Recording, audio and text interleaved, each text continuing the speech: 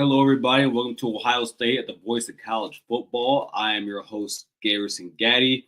Please be sure to like, share, and subscribe to the channel if you haven't already. Yet.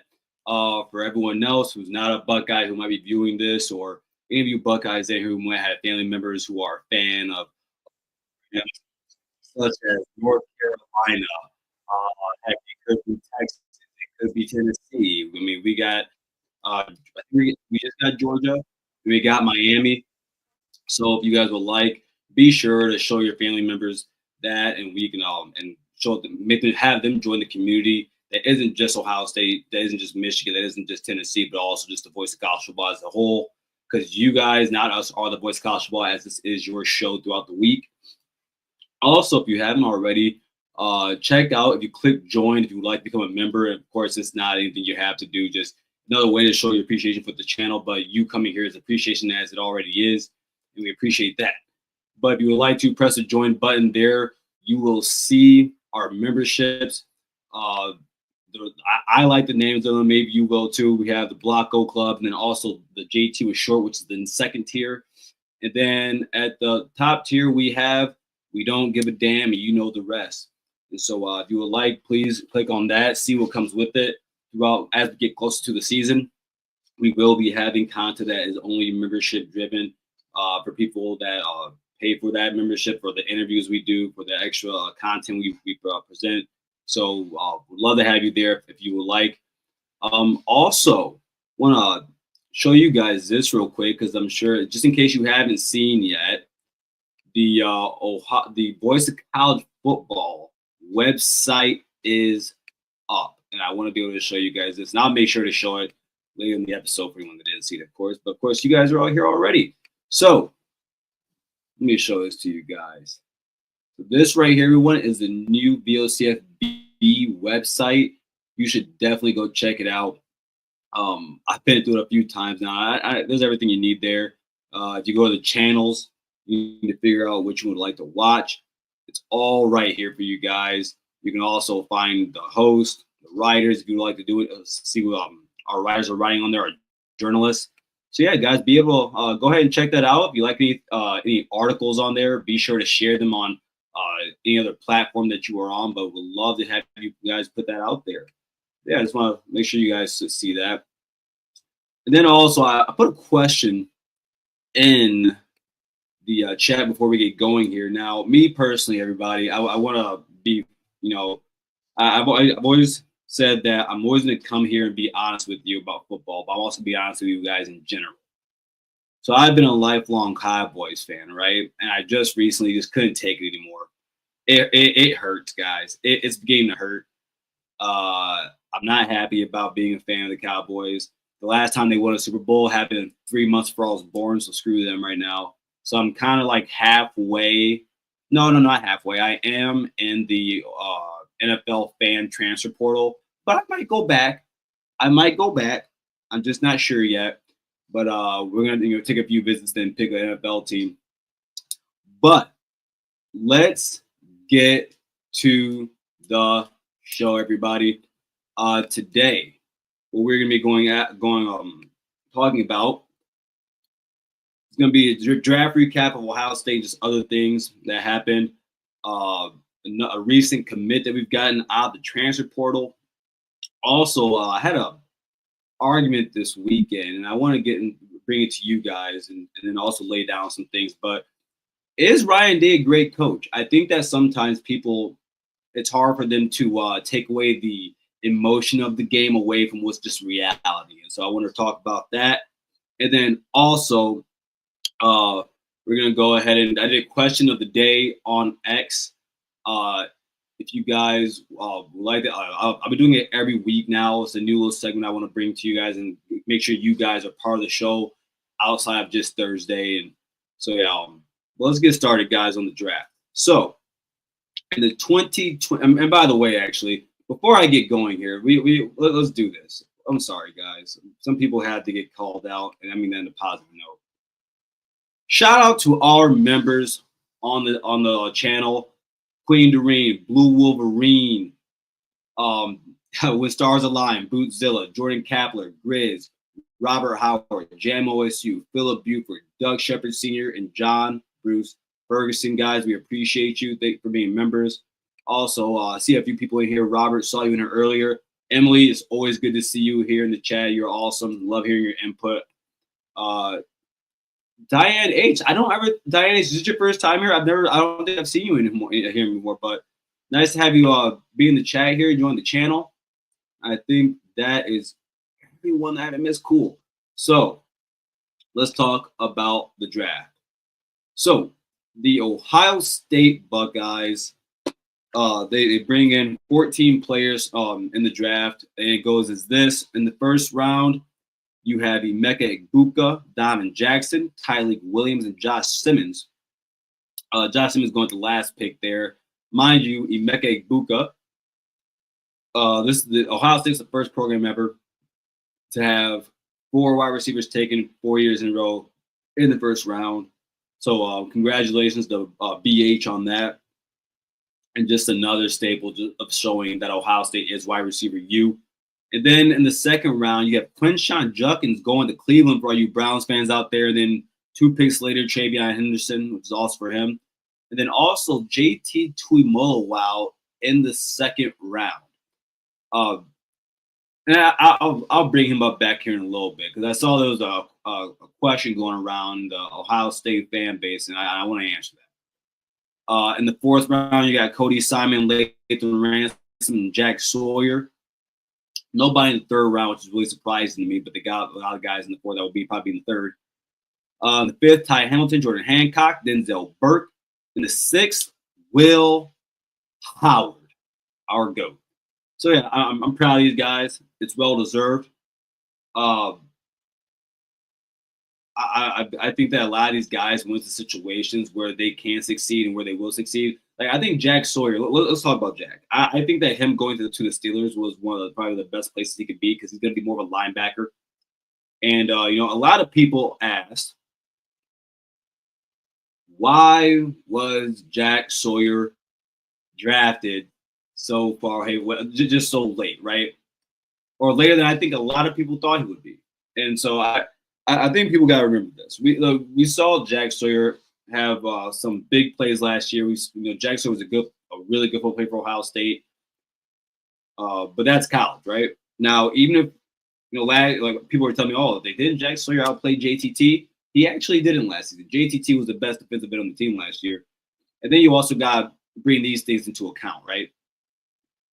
JTT is bigger than Jack, like he's taller, and he weighs more. He's more athletic than Jack Sawyer. Has a higher peak than Jack Sawyer. Jack Sawyer has short arms. Actually, I saw this. He has, I think, the shortest arms for defensive end that in the draft history or something like that. Like while it's been recorded, since that has been recorded, Jack Sawyer has the shortest arms. That's not what you need at the defensive end spot. Jack's not good at bending. Jack's not as athletic. He doesn't have a bunch of moves. So but he's a really good bull rusher. Right? He's really strong. He's really tough. And that helps when you have shorter arms. And so, that's why JTT was picked in the second round, why Jack was picked later. So I just think people got to remember that. Sometimes as fans, and I've done this before too. I probably did it recently, where we think because of how we see a player in the uniform that we cherish, that we love, we think that is him when it comes to the next level. It's not. And so, no, but regardless of the fact, I'm happy about our Jack. I think he went to the best spot. Then he also goes and he's there with Will Howard and the Steelers. And it's understandable why the Steelers picked Will Howard because he looks like Ben Roethlisberger. And I think Will's an underrated pick. I think that he landed in a good spot. As an ex-Cowboys fan, I was pissed that we didn't get Emeka. We needed another wide receiver, and Emeka was right there. Instead, we picked the offensive guard, which is one of the dumbest things you could ever do. And Jack, you're right here, man. No, Jack does have an endless motor. He does, and that's why I think when he plays outside, because they run a 3-4 for the Steelers, right? So he's gonna play outside linebacker. I think that'll be a perfect spot for him. Ron, what's going on, my guy Ron Tolliver? Oh yeah, and you probably getting Q's in Jersey. I'm as I'm in the transfer portal, I was asked to be a Browns fan, but I'm not going to do that. I'm not going to lie to you guys. One of the teams I'm visiting on my transfer portal run is the Steelers. So I just want to prep you guys for that. Okay, just want to prep you guys that for next season. I don't want you guys hating me. I really love you guys here. I want you to continue watching this show. And I want to continue talking to you. But never going in the Steelers get a Buckeye. Oh man, that's funny. Ron, ex-Cowboy, come on, guys. Hey, listen, Ron. Like you guys know on here, I like to compare things to relationships, right?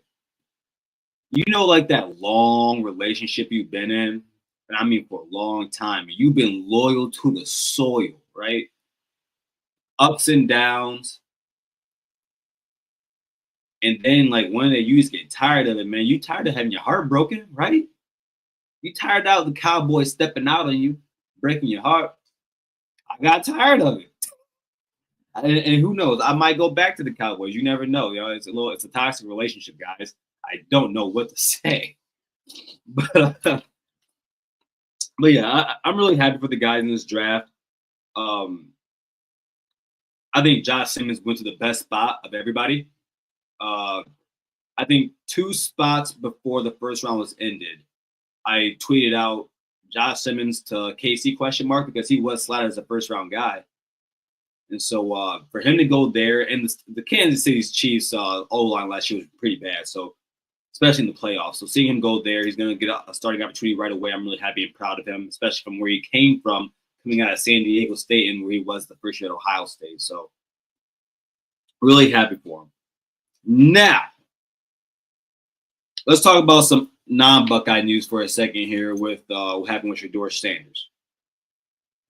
Because I know it was a hot topic, and I want to be able to just quickly give you guys my thoughts on that. Because I think a lot of people are, I was just talking to someone recently about it, and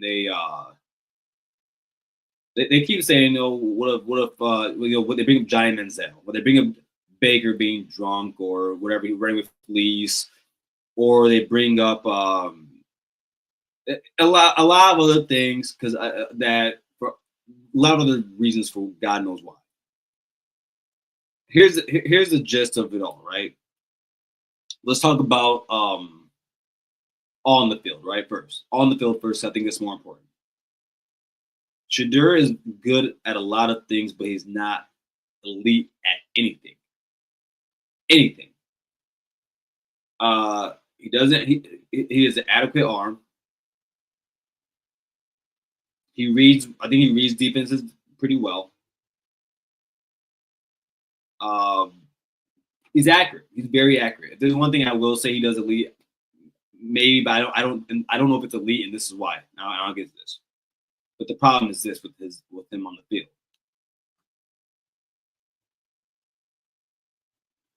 He's small. He's not mobile at all. Listen, the O line for the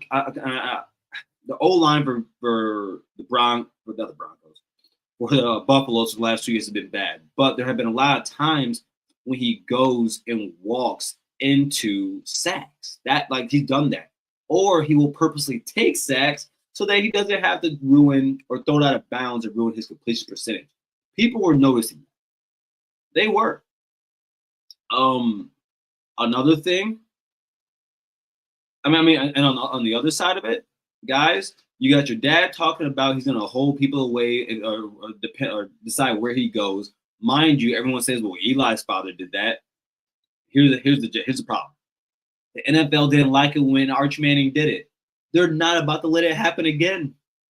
And then you have reports coming out. And one of the biggest pet peeves I have is when us fans, we try to act like we know more about the player.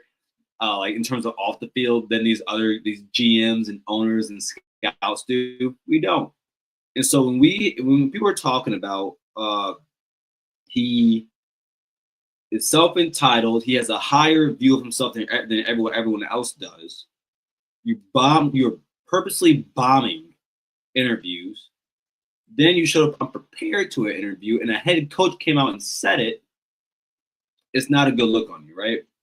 And you know, another little tidbit about me, guys. So like I've been an HR professional my whole life. Okay, from payroll to manager to consulting, everything.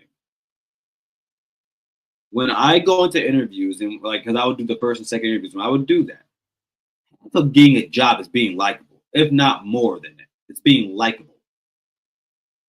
It don't sound like Shador is likable.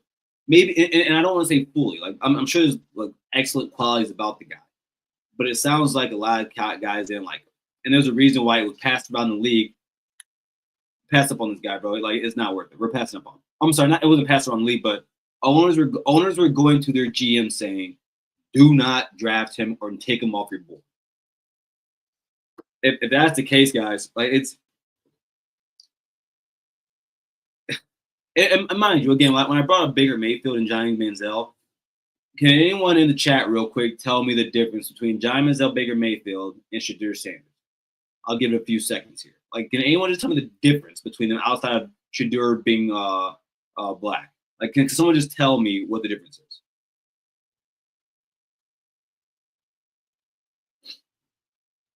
No, not even Emily saying anything. Well, I'll just tell you. What those two guys have hyphens. It's that simple. So no, I'm not surprised by it. I do think Diane, and this is what I mean, right? So Diane, you are correct. That he was an addict, but and that's why he did drop in the draft. At the same time, though, talent outweighs your transgressions. That is not the case for Shedeur Sanders. And I think that he didn't understand that, and I don't think other people. I don't think other people understood that. And now you got guys like Mel Kiper and Rich Eisen jumping off the cliff for him. It's truly sad to see, honestly. I never want to see a guy.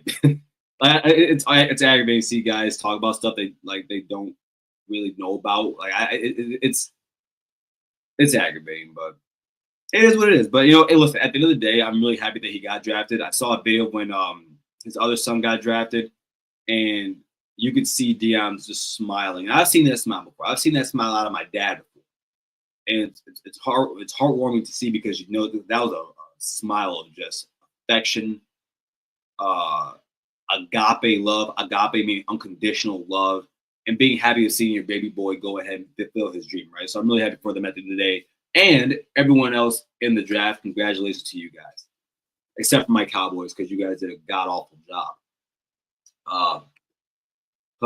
It's not fun being a Buckeye, guys. Okay, next, we're done with the draft here. I would like to talk about the portal, our recent portal commit. That'd be Justin Terry. Justin Terry, 6'6", 335 pounds, out of Pickerington, Ohio. Same place where the Styles brothers came from.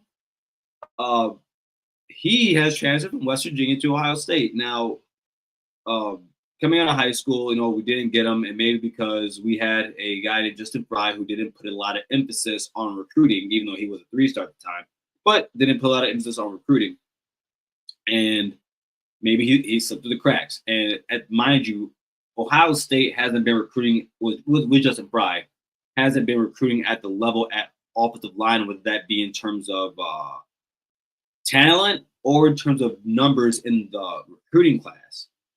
So it was getting him would have helped last year, but better late than never, right? So he's 6'6", 335, was 303 coming out of high school, so he's gained some weight now. He's gotten bigger. And it seems like Tyler Bowen spilled the block on him. He said, "Hey, man, why not come home? Why not be a Buckeye?" And he took the call. And there's nothing better than guys that take the call and come home to be Buckeyes. Now, he's not going to play for a while. Again, true freshman. But I do believe that if you look at the rest of the room and how young it is outside the starting five, I'm sorry, actually the starting six, because Sareveld is essentially a starter, um, he's needed. Because I think you want to come next year, you want to be able to when they have that battle, right? Mind you, guys, there is a chance that because Ethan Anyangwa is a redshirt senior transfer, he's gonna go to the league next year or go to the draft next year. Every other lineman on this team, including Sarah Bell, can come back. So there's a chance that the 6 that we have right now, only one leaves, and you insert Sarah Bell or Philip Daniels if he doesn't start, and boom, you got your offensive line. But there's a lot of guys behind that you need to develop, or that they need to develop. And then when the time comes, you shake out that roster based on who's performing better than each other, performing better in practice and next spring. So no, I do believe that he was a good kid. Here's the problem.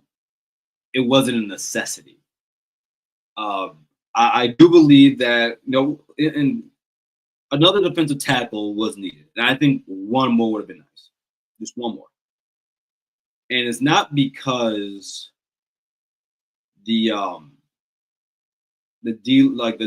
starting 4, if you go Kenyatta Jackson Jr., Caden Curry, Bo Atkinson, CJ Hicks, those guys on the outside, right? You got Logan George, and Mickens and other guys, Zion Grady. We'll see what they do. But in the tackle spot, you got McDonald, you got Edric, and then and then the guys after him, Jason Moore and Tom Malone. We still got to see it. So it's over the next few years, guys. Like it's that depth was needed. Now, could we be proven wrong by the time the season comes? Yes, we could. Not Jason Malone, but Jason Moore, Tom Malone, they could end up being gangbusters. We just had to see it first, And so I am a little worried about that. But on the good side of things, in the spring portal, no outside of a punter and a running back now on scholarship, nobody left for the spring portal. And I'm very happy about that. We talked about it last week. Ryan and I did. Oh, yeah, by the way, by Ryan, it's probably a little confusing. Ryan, I forgot to mention this. Ryan is on vacation right now, guys. So I'm going to look to see if I can fill in some people, trying to bring in some special guests for half a show or something each week. So we can just have some, a little different variety. But as of right now, guys, it is just me. So, hey. But I think, it's right here. Robert says it right here. It's culture, guys. It's culture.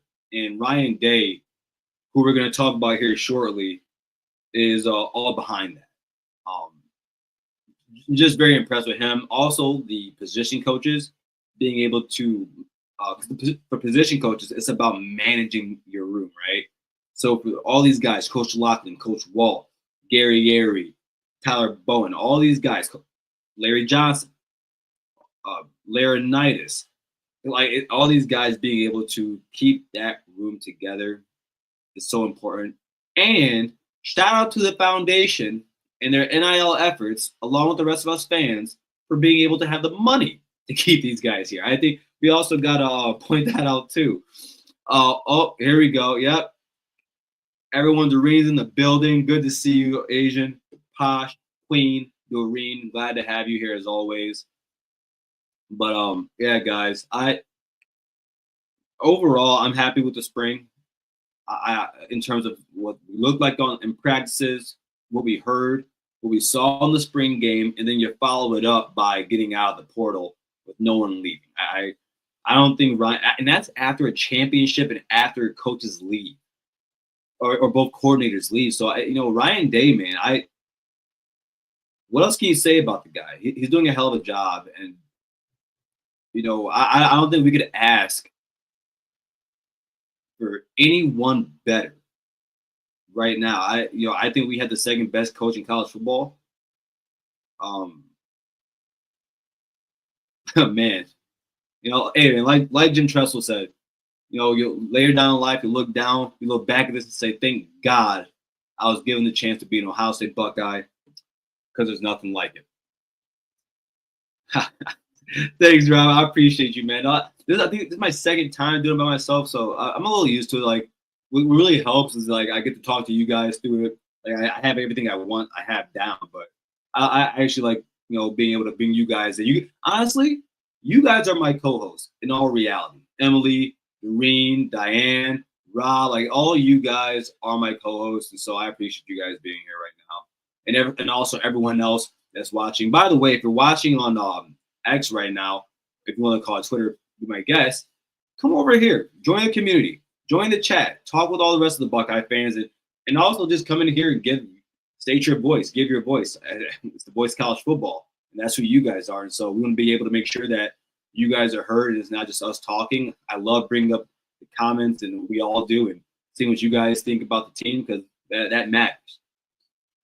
Now, before we continue, everybody, we have to do a reading from the voice of college football and our leader, Mark Rogers, about sponsorships. Get your business, product, service, or personal brand to the next level by partnering with the voice of college football. Let's discuss how you also can reach your target market. Check out right here on the page here. You can see our partner Win Agency and what we've been able to do with them and how they have helped us and how we have helped them in our experience. And I'll post here on the screen. When you are ready, please give us a call. We are here to deliver for you. Contact us at sponsorships@bocfb.com. Again, that is sponsorships@bocf.com today. So, by the way, guys, I didn't know if you guys saw this, but I put a question in the beginning, and I asked, well, you know what? We're going to switch it up here because we're going to go to the next subject here, and I really want to know your guys' thoughts on this, because this was I posted the question earlier today. And the question I asked was based off of an argument that I had on my guy Johnny Olden show. If you haven't checked out Johnny Olden, I know Doreen, the avid listener there, also friend of the show, also from the Michigan side. But we had an argument about Ryan Day. And it wasn't just him; it was whoever other Michigan fan was in there, except for Juju. Juju, I will give you a shout out and say you didn't do this. But the question was: is Ryan Day great? Can he be considered a great coach? Now, me personally, and thank you, Ron, right here. We gotta get those likes up, everybody. Be sure to hit the like button. You come in again. That's the only thing we ask for. It helps us get through the algorithm. Let other people see the show, so other people can join you guys here also. So please hit that like button. It means a lot, honestly. It really does. But the question I have for you guys is Ryan Day a great coach? And so what we're going to do here, oh, by the way, everybody, make sure to share this page. Go on your X account, your Facebook. Just go on there. All you got to do is click that link, post it, and I'll be here.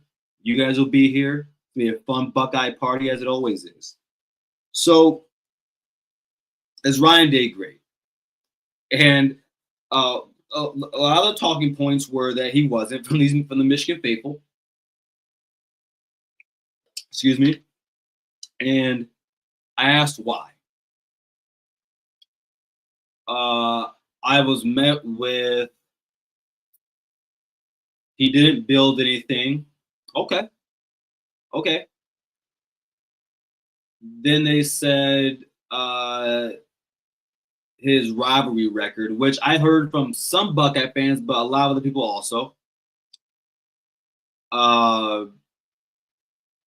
Also, he just isn't great.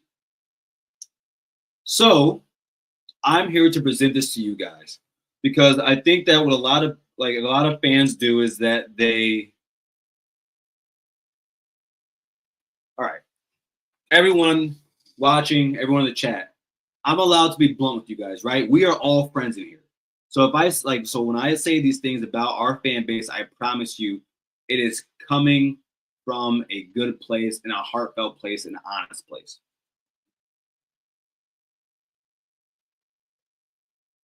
Rivalry games do not determine whether a coach is great or not.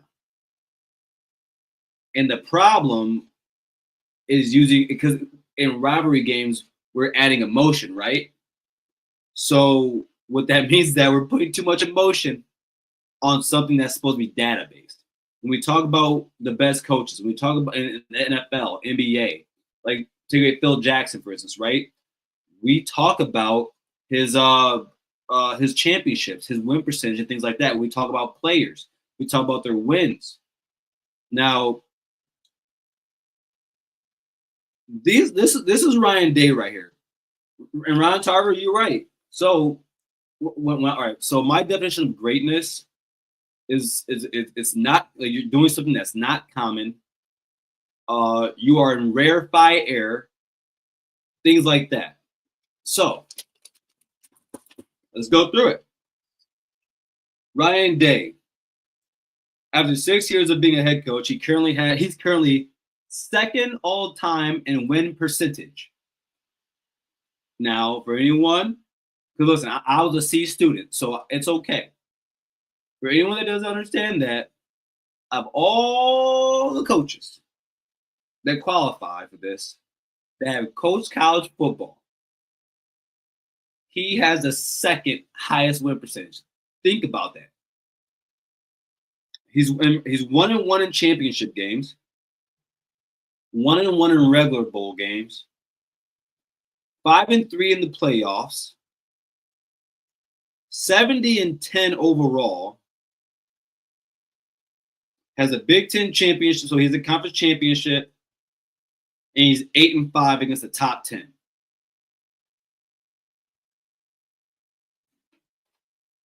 When you do that, and I want to point this out also, everybody, to qualify, just to qualify as a coach for the College Football Hall of Fame, this is what you need: 100 wins, 10 years of coaching, and win at least 60%. That's it, 60%. Ryan Day is much more than 60%. Ryan Day is basically 3 years away from getting the 100 wins or both. And then Ryan Day's already said he wants to stay here for a very long time. He's at year 6. So those are the base qualifications you need. Once he already has the championship, he's going to the Hall of Fame. So what else do you need to know to make someone great? And here's my thing, right? And I brought it because people said, well, there's context, okay? And they say, all right, well, like Jim Harbaugh had to build something. And I said, I can see that. I can see that Jim Harbaugh is great for having to rebuild that program, and then he won a championship. I'm not going to take that. I think Jim Harbaugh is a great college coach. But again, context matters, and that's his context. Now, let's bring it to Ryan Day. First-time head coach at Ohio State. I don't give a damn where you go. If you are a first-time head coach at Ohio State, Michigan like Sherrone Moore, a Texas, a Miami, an Alabama, that is not an easy job. Being a first-time head coach at Ohio State is not an easy job. Now, remember, think about this. One of my favorite quotes of all time is, "It's not easy to be the guy that's after the guy." He's coming after Urban Meyer. After Urban. So for him, dude, it's like, dude, in all reality, you got a couple years. That is not easy to do. On top of that, he had, like, Urban's team is not his. His philosophy is not his. The players he wants are not his. You have to restructure the program. Without, of course, Ohio State's always going to get really good athletes, but it's like I won't call Sherrone Moore a bad coach right now, because Sherrone Moore is currently trying to re-image the program after him, and that takes 3 years, bare minimum.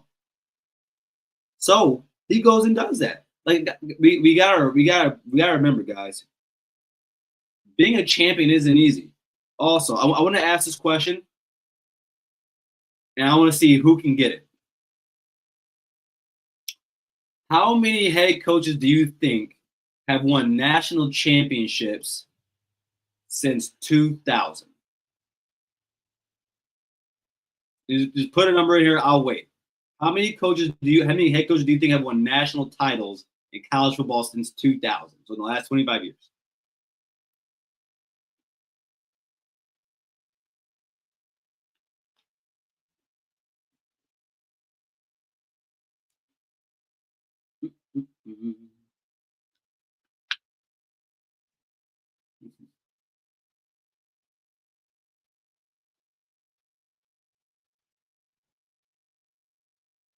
You guys must be behind, man. I'm waiting for these numbers. Yeah, what? How many coaches?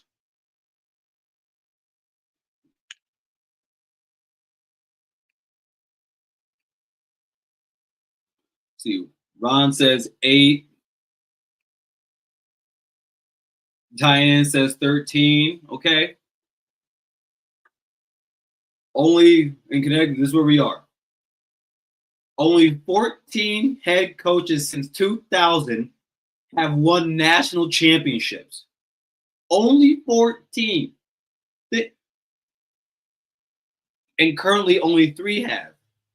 Kirby Smart, Dabo Swinney, and Ryan Day. It's not easy to win a national championship. It is not easy. And so that's why I say, guys, like when we talk about who's great, we can't put too much emphasis on the rivalry games. And I mean that for everybody, because that doesn't determine whether you are a great coach or not. Right? So like let's take away Georgia Tech and Tennessee, because they've had some down years and they weren't big dogs. Because since Ryan Day has been in Ohio State, Michigan has been a big dog. The big dog in the SEC with Georgia was Alabama. Kirby Smart is 1-6 against Alabama. He's 1-6. And it's not that he lost to just Nick Saban. He just lost to what's his name at Alabama, the coach now Alabama. Why am I blanking on his name? My goodness, from Washington. I'm blanking on his name right now. My goodness. But I don't know, guys. Like, so what do you think about that? And mind you, I want to point this out to you guys, because this is Kirby Smart. In the first 6 years, this is Kirby Smart.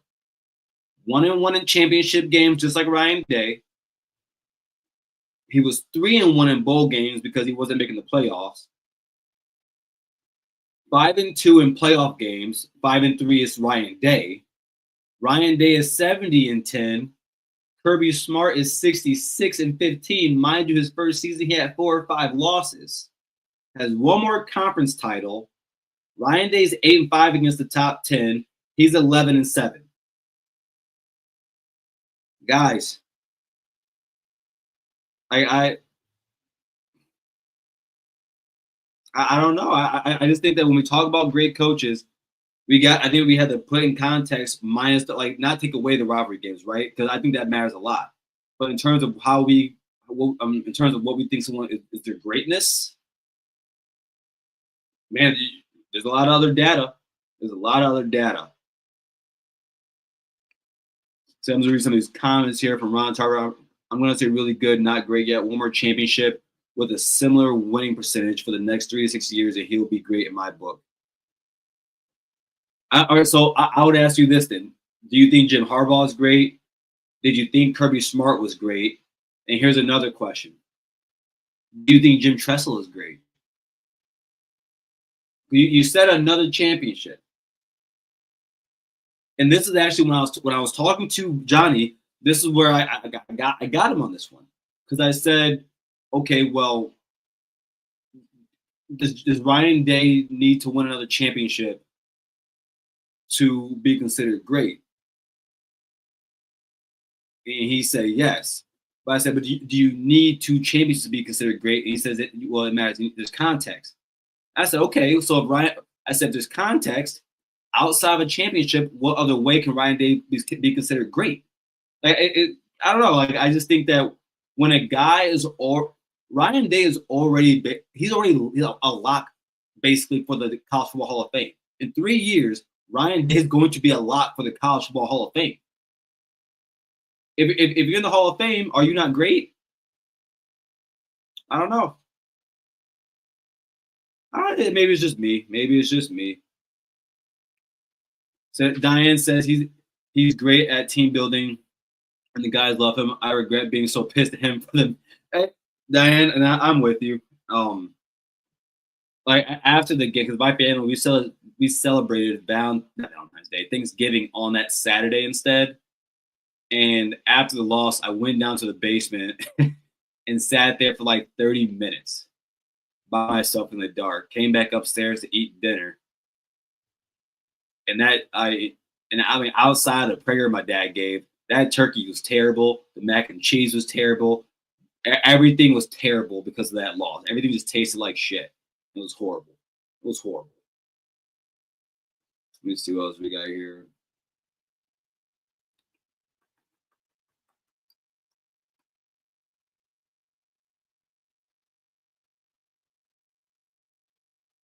Okay, I think that's all you. It's almost about somebody. And yeah, Diane Saban is the GOAT, and I think one of the biggest problems, like especially in the since 2000, what Nick Saban did screwed up the rest of college football, because a lot of people think that that's the norm, or they think that like Ohio State hasn't done like they'll like crap on Ohio State for what they've done over the last 25 years without understanding that Ohio State is tied for the second most championships, and they've been to the second most championships since 2000. So yeah, I'm with yeah. He is definitely the GOAT. He definitely is. Ron, thank you. Kalen DeBoer. Kirby Smart lost to Kalen DeBoer this season. If that matters at all. Like,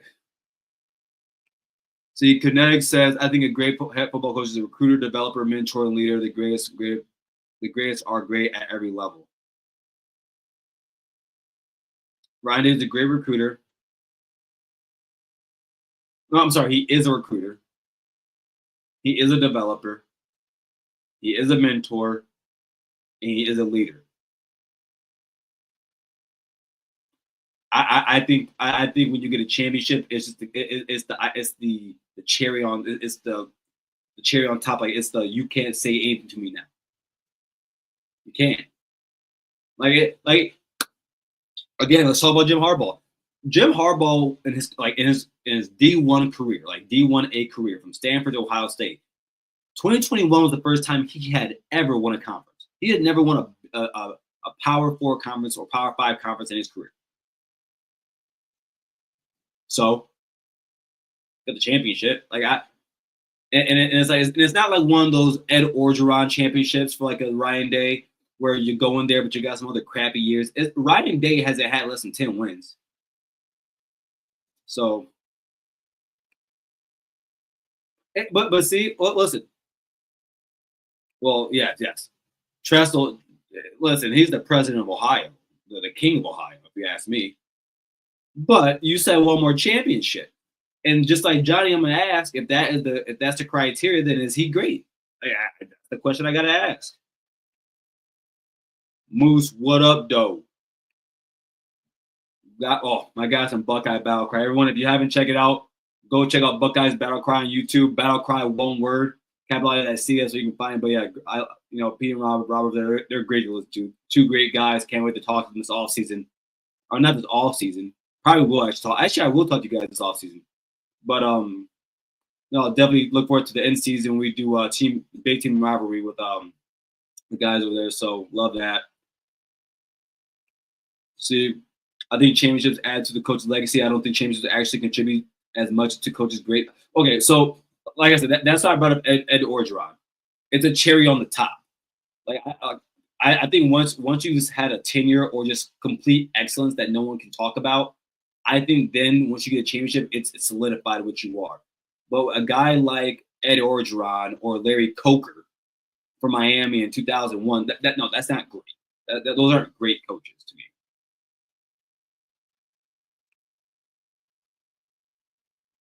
Oh, well, okay. Well,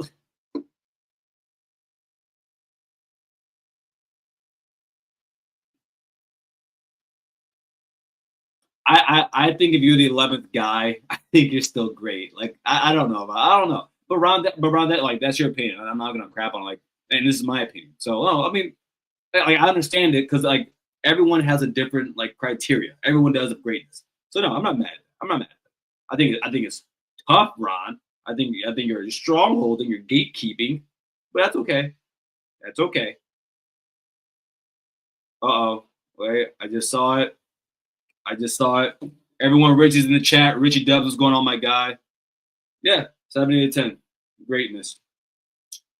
And I will go a little bit longer today, guys, because just me. I want to be able to talk to you guys today. Like I said, everyone here today in the chat, watching the show. By the way, if you're watching on X again, guys, come on over. But enjoying the chat. But you guys are my co-hosts today. So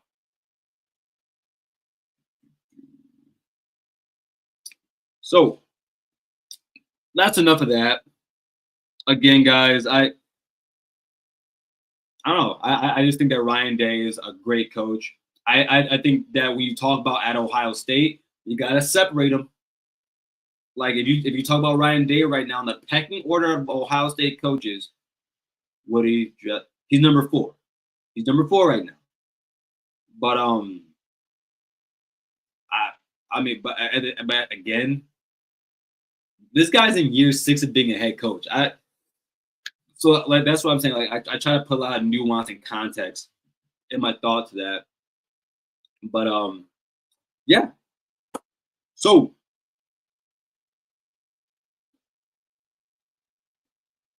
the next thing I have,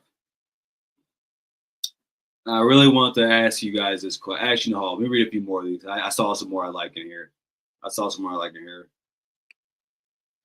See what Posh says. Doreen says we need to beat Michigan, or his legacy will not be stellar, even with our fantastic daddy.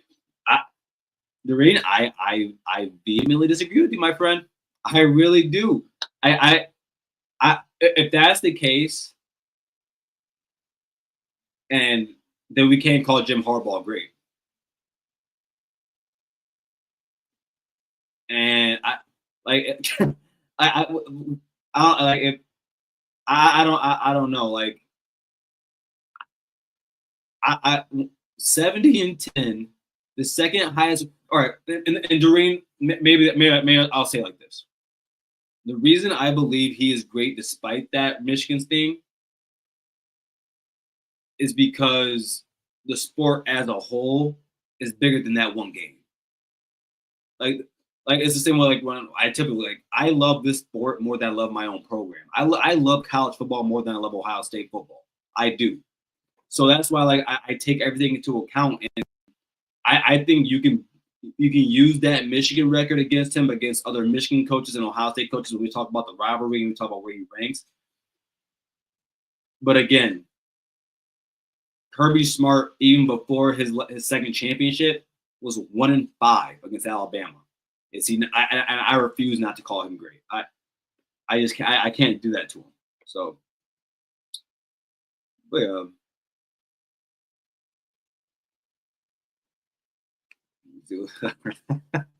As Buckeyes, we start being T-Town for great status to me. And Harbaugh is not great. Oh, Ron, I said that. That's because, like I said, I love the sport more than I love my own team. I'm going to take things into account. I'm going to use context. The same way I use context for Ryan Day saying that when he came to Ohio State, he had never been a head coach before, and he took on probably what like people say it's the easy job. It's not a hard job, easy job taking Ohio State. The same way I'm gonna get context for guys like Jim Harbaugh. Jim Harbaugh had to rebuild that program. He had to remake it in his image. He had to go against those Urban Meyer teams. He had to go through all that. He persevered. Like again, like I've been telling like Moose. He's seen me say this. He's seen me get aggravated at guys because of this. And I'm gonna say here, Richie has too. I'm not for having dishonest conversations. I'm not for having dishonest conversations. Like if you're gonna I'm all for rivalry banter, but I truly pride myself on being honest and taking things for what it is. Jim Harbaugh is a great coach, And all you got to do is look at what he did at Stanford, and then go see how he built up at the University of Michigan. Like, and like you guys, like Rodney, you're having me boost him up right now. I don't want to do that, but I got to be honest here. Like, I got to be honest. Like, but that's that though. That's that. Like I said, I think he's a great coach. I love him. And talking about Ryan Day. But yeah, guys. Again, for everyone that just joined, don't forget to hit the like button as you come in. Again, truly appreciate helping us get into the algorithm. And it truly means a lot. And also, if you would like to be a member, look at the bottom here. You can look at our 3 tiers and see what comes with that. And about the next month, we'll come up with more content that will only be going for members. And so we would really, truly love to have you guys there. Also, probably this next, not this Tuesday, but next Tuesday, we'll have the Buckeye Brigade. By season time, I will be taking the brigade there, possibly. I'm not sure yet. I'll probably talk to Doreen about it first and see what she thinks, because I care about her input. And so we'll figure that out when we cross that road, when we cross that bridge. Okay. So everybody, I had a question that on X, and by the way, every week now, every Sunday, or actually no, every Monday morning, I'm gonna put this out. It's gonna be the question of the day, and it will be the last segment that we do on this show on Mondays for the Primetime show. But I really, really, really wanted to get some responses in this, and then also bring this here for you guys, and ask you. So my question for the Buckeye faithful is that if you could talk to Matt Patricia or Brian Hartline, and you could ask them one question about the team or what they're trying to do, or like their philosophy, what they're trying to do, so a question you could ask them, what would that question be? And I'm gonna wait for you guys to put it in here, because I really want to answer see what you guys have to say to that. I thought it'd be a real fun question for you guys to answer.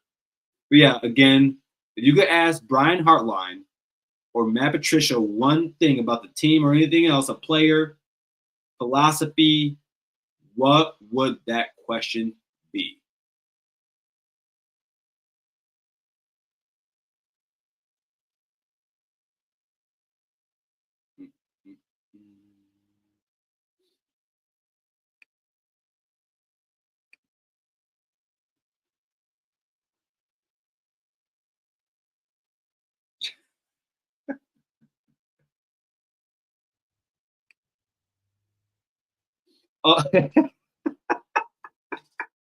So Amadeus, basically, they're like my this is so bad. I shouldn't say this, but I'm going to because I don't care. They're like my ICE agents, right? If someone's acting, if someone's being wrong, and they're saying nasty things in the chat, they can go kick them out of here. So that's like my deportation people in the chat. That's what Doreen. Forgive me for that, guys. This is like I didn't mean that wasn't meant to be political. That was just jokes, fun, ha ha, hee ho ho. That's all that was, guys. Also, while we're still getting some more answers in here, guys, also want to let you guys know that on Wednesdays you can catch the world famous Buckeye show on Wednesdays at 7:30 p.m. with Cleveland Mike and Terry on here, guys. Be sure to show up for that. Those guys run a great show. They run a great show. They bring a different dynamic than the rest of the Ohio State shows. From Mark to me, they have their own dynamic. I love what they do over there. I think you will too. But yeah, again, every week, Wednesday, the world famous Buckeye show with Mike and Terry. Wednesday, 7:30. Be sure to show up for that. And then also, as you all know, the Ohio State Primetime Live are here on Mondays, and on Thursdays at 8 p.m. is the call-in show. This Thursday, of course. We'd love to have everyone that's here now watching, whether it be on X, whether it be here on YouTube, whether it be or you're in the chat. Please call in. Don't be afraid. We won't hurt you. We are all family here. We're all a community. We're all neighbors. So please be sure to do that. Also, the Voice of College Football is on Instagram. Everybody, go check it out. I love being on there, seeing what we have going on. I try to be very diligent in what we're doing around the network, and see what guys are posting, see what other programs are doing. And speaking of other programs, don't forget, if you haven't already, but don't forget to check out the new the Voice of College Football website, everybody. It's awesome.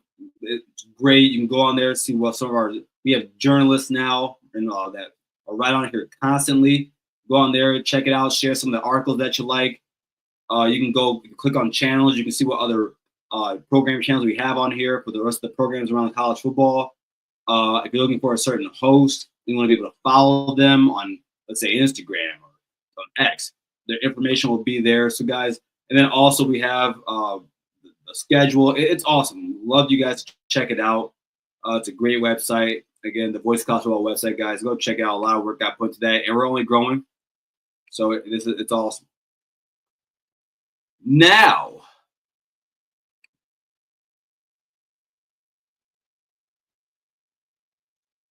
oh man, you guys trolling in here. Oh man.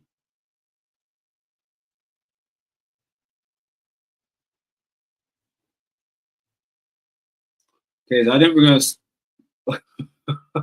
Oh, Doreen, what? Okay. Oh, let's get to these questions. You're horrible. Okay. So on top of that, Doreen asking how Matt lost all that weight. If you ask Ryan, he'll tell you Ozempic. But yeah, Matty P, what is your style? No, I think that's a great question. Especially because he runs a multiple defense, 4-3, 3-4 base though. Comes out of that with the nickel, dime package, nickel, everyone with 2 safeties, 3 corners, 2 linebackers, 4 down linemen. Then not nickel, but dime, 4 corners, 2 safeties, linebacker, 4 down linemen. For those that didn't know. So no, I think that's a great question because based on, I think this Ohio State defense is gonna be much more versatile than the last few. So that's gonna be really interesting to see what his style is and how he goes about it. Diane says, Matt P, how is your defense different from Noel? Great question. Great question. And Diane, like to add on to that, I would ask him more specifically, how will you work the D line or scheme the D line different than what we saw last year, which is more of like not you don't want the DNs rushing at the quarterback. They sat back a little bit, play contained. So yeah, that is a great question right there. Jeez. Good grief, Doreen. That's a crazy question. Yep.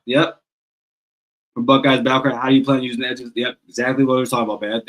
That is a great question, I think, and it's a valid question. Probably, honestly, I think it might be the most important question right now on the defense. Like the D tackle thing is what it is, but how we use those air rushers, yeah.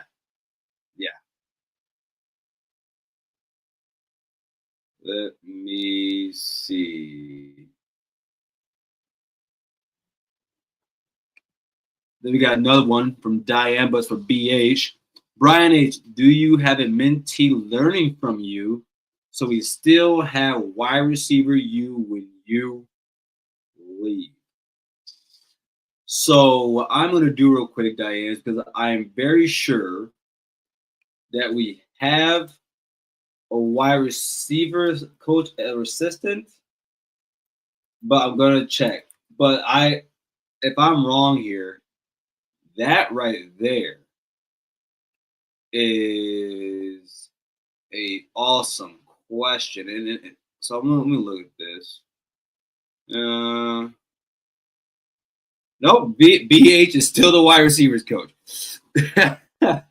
So no, I think that's a great question right there because once he's going to leave eventually. We all know that. So it's gonna be very important that, I mean, before him, we had Zach Smith, and Zach didn't get a lot of the high recruited guys, but damn, did he develop them. And then you go into BH, who was behind him, and he not only recruits well, but develops. So, and probably a little bit better. So, yeah, that's a great question right there for BH.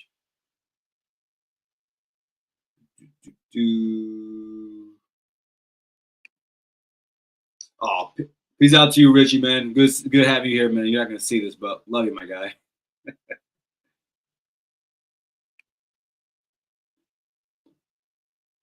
Robert, what did Jim Jones call his second in command? I feel like that's the same.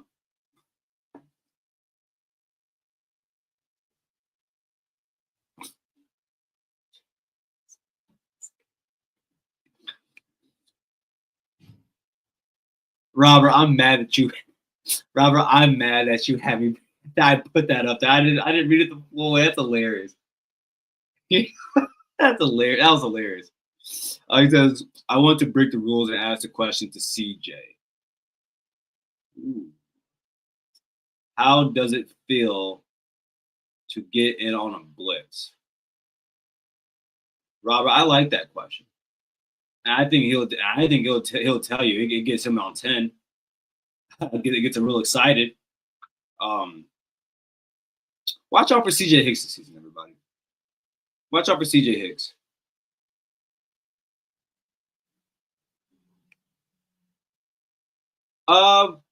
Diane, yes, it is true.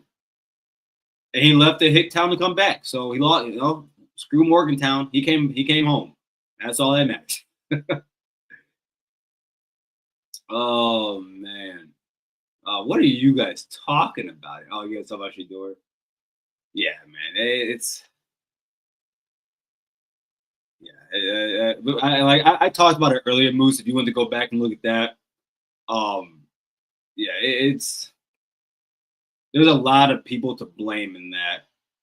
A lot of people to blame in that. But everybody, I'm gonna get going here. Again, thank you for showing up, guys. I really appreciate you. Again, you guys are the community. You guys are the voice of college football, not me. I'm just the host that likes to talk to you guys and bring you all in here and have a good time. So I really appreciate you guys again. Like, share, and subscribe to the channel wherever you can, guys. Facebook or X, as you said earlier. LinkedIn, maybe not. But if you wanted to, go ahead. But I'd love for you guys to get this out there, get the channel out there, get the episode out there. And before we go, wait, Doreen, because you always leave too early. You always leave too early. Everyone always leaves too early. Again, because I like to do it twice a show. Shout out to our members in this channel. The Queen, Asia Posh, Doreen, Blue Wolverine, When Stars Align, Bootzilla, Jordan Kapler, Grizz, Robert Howard, Jam OSU, Philip, Doug Shepard Sr., and John Bruce Ferguson. Appreciate you guys for being a part of this channel and being members. Again, everybody, if you would like to be a member and join us, click the join button right under the video. You can be either a Blocko Club. Next year's JT wasn't short, and then we don't give a damn. So, of course, you don't have to. Being here is enough. Liking the channel is enough. Subscribing is enough, and we appreciate you for it. I can't wait to see you guys on Thursday. Can't wait to talk to you guys, see what you guys have to say. And as always, affirm my friendship. OH, IO.